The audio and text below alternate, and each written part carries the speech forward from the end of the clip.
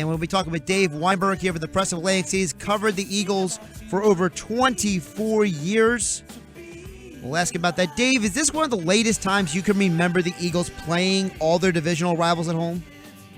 Yeah, usually it's not surprising to have like two, but yeah, three is kind of unusual. You usually they generally kind of spread them out over the season. So yeah, but it kind of adds some excitement to the league, though. You know, when you know that you got to beat your division opponents in order to have a shot at the playoffs. So the fact that they kind of control their destiny to some point by playing those teams kind of adds an element of excitement, I think.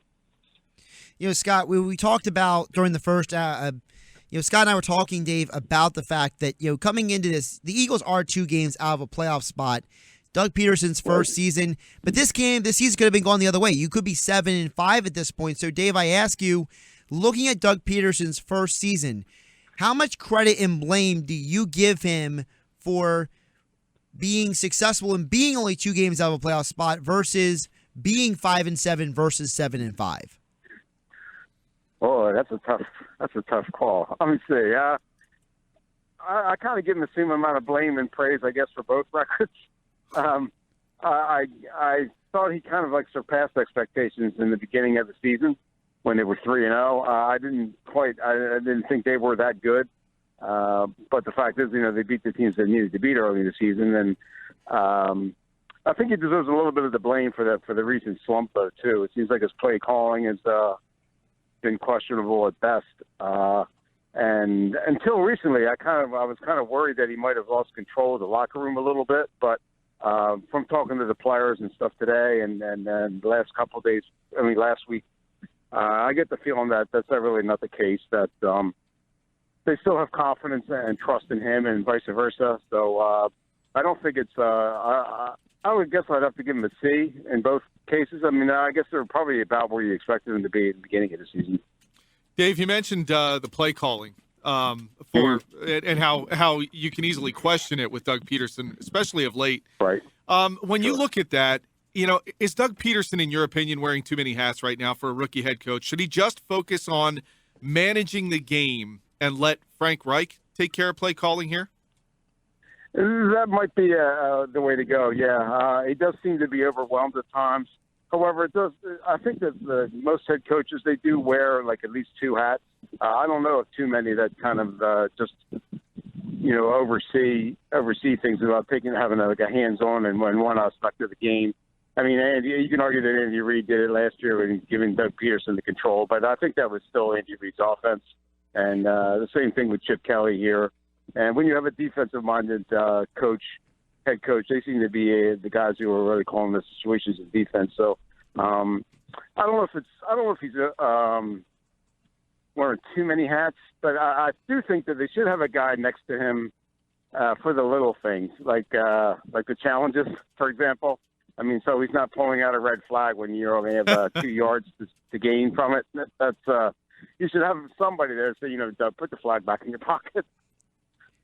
Dave, I want to ask you about Doug Pederson because you've seen numerous head coaches come through this city, from guys like Buddy Ryan to Rich Kotite to Ray Rhodes and Andy Reid and Chip Kelly. Comparing Doug Pederson's first year in Philadelphia to those guys, what kind of perspective do you have looking at those other coaches' first season compared to Doug's first season? Ooh, that's another good one. I would put him like somewhere in the middle. Everybody obviously was wowed with Chip Kelly's first year, going 10-6 and making the playoffs. And Ray Rhodes did the same thing his first year too. By also winning the division and kind of he destroyed the Lions in their first playoff game too. So, but I kind of think that those guys had more talent to work with than Doug has. There's a lot of holes. They've been hit with some injuries in some key spots. Losing Lane Johnson was a big loss. And I think it's pretty clear that Howie and maybe I guess Doug to a certain extent, they really didn't equip the team to deal with that kind of stuff as far as from a depth perception. They didn't have enough backups, I don't think, to fill in at key positions, and especially like wide receiver in the secondary. So I think he's probably done better than what Well, boy, that's tough. I'm going to say that he's probably done above what people expected. I had my doubts about him coming into the year, and I think I still have those doubts, but maybe not quite to the same extent. I think he's proven himself that he has the potential to be a pretty good head coach, but there's clearly some work to do there. I completely agree with you. Dave Weinberg of the Atlantic City Press joining us here on the Sports Bash. Dave, on the defensive side of the ball, we heard Jim Schwartz yesterday, particularly talking about his cornerbacks, saying they have a lot of talent and that he believes in them. They're just lacking confidence and in a slump. To me, corner is one of the bigger positions of need heading into the offseason. How do you evaluate these corners? And, do you believe and agree with Schwartz that they have the talent that they need? No, I don't agree with him now. I think Jalen Mills has a lot of ability and a lot of potential. I've kind of liked what I've seen from him. He's not afraid to get up in a free receiver's face, big physical kind of guy. I don't think Nolan Carroll is terrible either. I mean, it's kind of like faint praise, but it seems like most of the times when he gets beat, it's not from getting burned. He's like right there, but the receiver just happens to make the play on him. Leodis McKelvin, I'm not sure of, only because he's been hurt the whole year. He pulled his hamstring in the opening game and really hasn't been able to recover from that yet. But as a group, though, I have to disagree with him. I don't think that they've been playing, up to their capabilities. I will give them a little bit of a break, though, because I think the front four has a lot to do with that too. Schwartz has been, I guess he blitzed more than usual against the Bengals, but he generally relies on his front four to generate pressure on the quarterback. They were doing a pretty good job of that earlier in the year, but not lately. And as you know, no corner can stick with a receiver for more than a second or two or three. You give a quarterback, regardless of who it is, you give them 4 or 5 or 6 seconds to look downfield for somebody, then they're always going to complete that pass. So I kind of blame the front four as well as the secondary, but they do need to play better. The secondary does.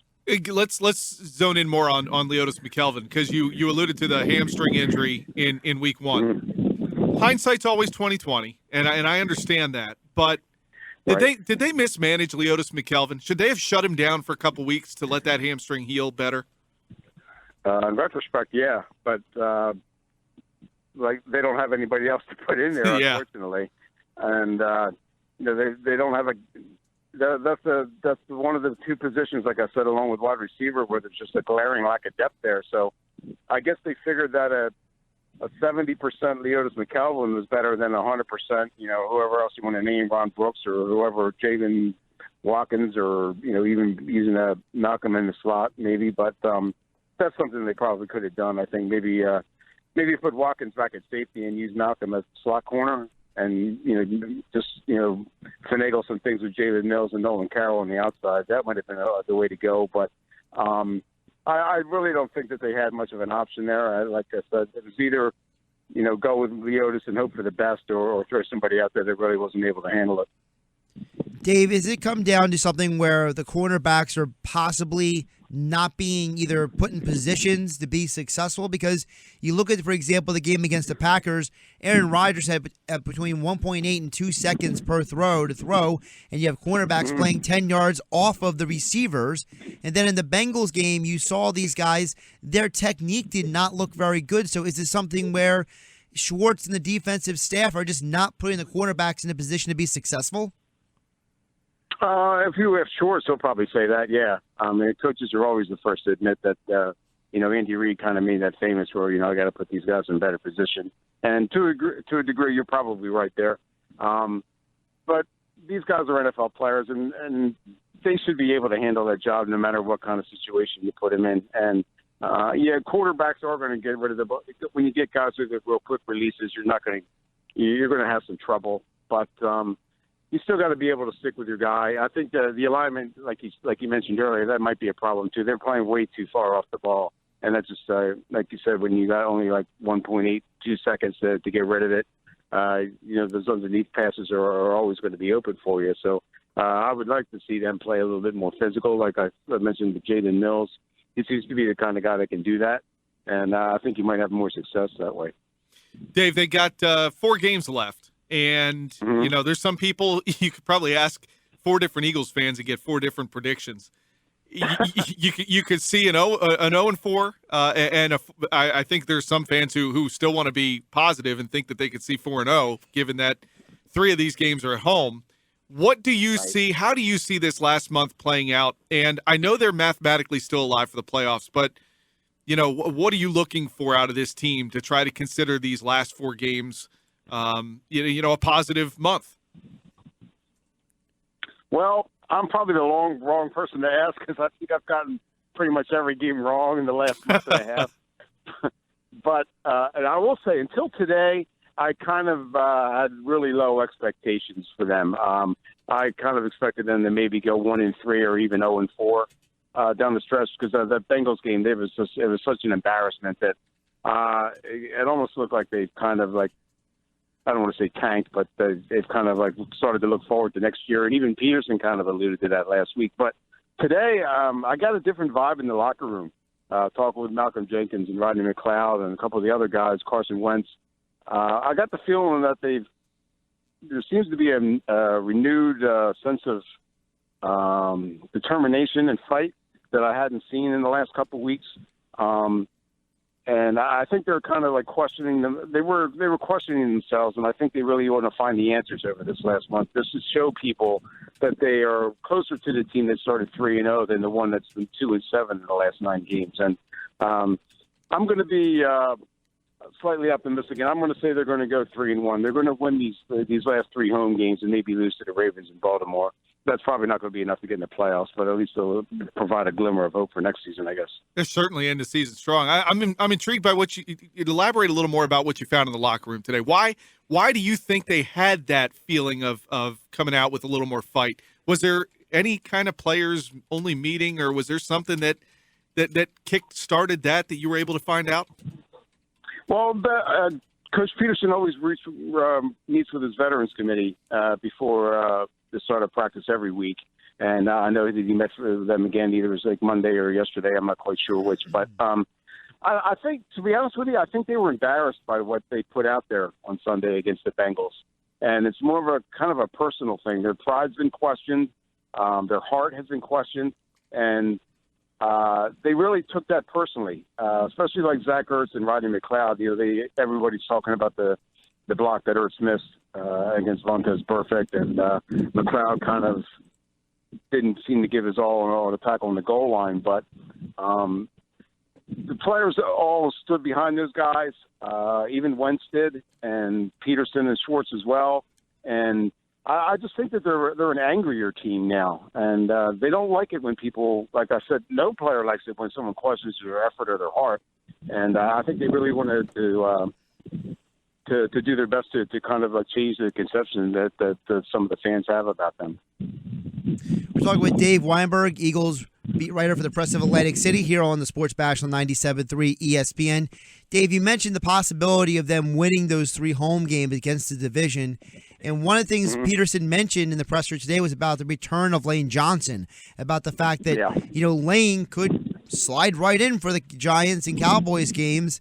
Do you think that is as much of a possibility as Pederson made it sound today? And do you think that could be the real thing that could make a difference for them in those games? I don't know. I think the Giants game might be a stretch only because it's a Thursday night. So I don't know if he'll have enough time to get ready for it. But he's certainly well rested, so maybe that'll help. But I don't know that a right tackle was really necessarily like a difference maker. I don't know if that's going to be the thing that pushes them over the top. But I mean, he'll help though. I mean, if you can, the sooner you can get, I guess, Alan Barber back to left guard and have somebody else, as good as or definitely even better at right tackle, then that's bound to help the entire offense. So I know they really want him to play the last 2 games, but I don't know how feasible it is to expect him to be playing against the Giants. Dave, staying on the offensive line, I did want to ask you, one of the things that's frustrated me this year is Jason Kelce. I don't know what's going on with him and Carson Wentz. I don't know if they're not communicating well. They just don't have very good chemistry. But it seems like every week there's at least 1 or 2 plays that I'm watching on TV and I'm looking and I'm just wanting to pull my hair out because I feel like the center quarterback exchange and communication should be better than anybody else on the line. And it seems like Kelsey is never on the same page.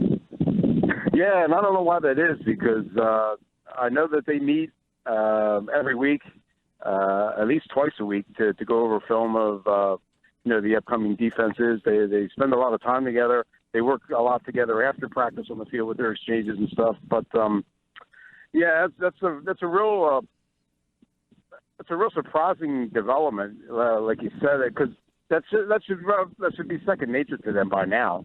You would think that they wouldn't be able to there wouldn't be any mishandled snaps or anything, any problems with any communication. So the fact that it's still going on is something that they have to be concerned about.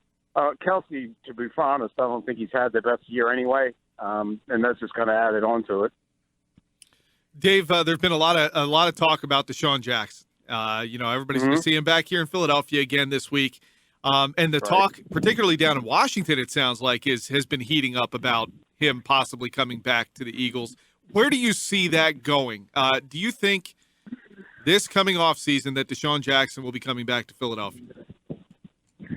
DeSean Jackson will go wherever pays him the most money. He doesn't give a hoot about Eagles or Redskins or loyalty or anything. Anybody that's going to give him the money, that's where he's going to go. And if the Eagles are willing to do that, quite frankly, I think they may be better off just moving on without him. He's going to be 31. I know he's still one of the fastest receivers in the league, but if they're truly in this rebuilding process, then I think you might just want to go in a different direction, maybe draft somebody or maybe sign somebody a little bit younger than DeSean. I have no doubt that he can still play at a high level, but I'm just not quite sure that he would fit here. And if he's not getting the ball, then there's going to be some problems in the locker room, which is known to happen with him. I'm kind of surprised because when we first started, when they played the first time this season, the 5th game of the year, DeSean was on the conference call, and he made it pretty clear that his first preference was to come back to the Redskins. Whether that'll happen, whether they'll be willing to give him the money that he wants, and plus the fact that his production has kind of dropped off this year, and maybe he will go somewhere else. But I don't think that he's going to be an Eagle next year.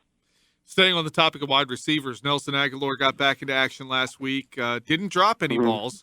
What do you think? What do you make of him as you see him milling around the locker room? As as he gets ready for another game here, where is he mentally? Do you see that he's turned a corner? I think so. Yeah, I really do.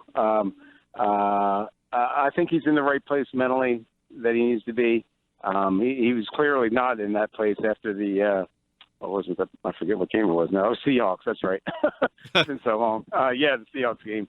But yeah, I think that he seems to have his self-confidence back, which is a big thing when you're an NFL player. The minute you start to doubt yourself, that's when mistakes start to happen. Like when you make one error and then the next thing, then it just keeps piling on. The next thing you know, you're really struggling. People are booing you. And, but I think that was just what he needed, was that game against the Bengals to get his confidence back a little bit. Like I said, like you mentioned, he didn't drop any passes, didn't make any big plays either. But I think that was a definite step in the right direction. I would expect him to have even a better game on Sunday against the Redskins. Sticking with the wide receivers, Dave, Doug Pederson brought up the fact that even with Matthews coming back, he liked to keep Paul Turner on the field in the offense. With Jordan Matthews back, what kind of role do you think there would be for Paul Turner, considering most of his catches came in the second half when there was no Matthews and there was no DGB? Yeah, and the fact that DGB is still bothered a little bit by his ribs, I think it is, or is that his core or something? He has a oblique contusion. Correct. Okay. Abs in. All right. Yeah, maybe that's an. It's okay, Dave. We don't know what that means either. So. Yeah. Right. Yeah. I don't know. Your guess is as good as mine. But yeah, I'm not as sold on Paul Turner as a lot of other people. I mean, the fact that he was on the practice squad for 11 weeks, that 31 other teams had the opportunity to sign him, and nobody even bothered. I don't want to downplay what he did against the Bengals, but like you mentioned, a lot of that stuff was after the game was already decided. And, I remember how everybody was really excited about Bryce Treggs after, the first Giants game. He caught that long pass, but you really haven't seen much of him since. I think now the teams have seen Paul Turner. They might want to defend against him a little bit differently. So I'm not really sure what his role is going to turn out to be. I would like to see them rely a lot more on the running game than they've been doing. And the fact that Ryan Matthews is supposedly back healthy, I think that's going to help a lot. It takes a lot of pressure off the wide receivers, takes a lot of pressure off of Carson Wentz. Doesn't feel like he has to do it because there's no reason for him to be throwing the ball 60 times. So hopefully that the running backs will be able to take some of that pressure off this Sunday, and the receivers won't have to have that much pressure on them. Dave, kind of a crazy week. Doug Pederson has kind of called out his team's effort, rightfully so, a little bit when you go back to after the Cincinnati game in this week. Now you have Jay Gruden in Washington who called out his team's effort after the game in Arizona. It really challenged his team, which is certainly has a better shot to make the playoffs than the Eagles do. But what do you make of the two head coaches here coming into this game, and how desperate are they at this point? I think that the Redskins are probably in a more desperate situation because they have a better shot at making the playoffs. As of now, they wouldn't be in. I think it's the Giants and Tampa Bay or Atlanta both have the inside track for the two wild cards. Correct. So I think it's coming upon the Redskins. I think they're facing more of a must-win situation. The Eagles talk about like they want to. But I think it's more of, like I mentioned earlier, I think it's more of a pride situation for them. I think they just want to play out these last four games and see how the cards, play out. They're hoping that maybe they can sweep, and then 9-7 might be good enough. I personally don't think so. I think you had to get to 10 to get a wild card spot, and it's the fact that the Redskins still have a shot at doing that. I think that there's more of a desperation mode with them, I think, than there is for the Eagles. Dave, before we let you go, I want to ask you, looking ahead to the Redskins game, what do you think is going to be the key for the Eagles to possibly get that win at home this Sunday?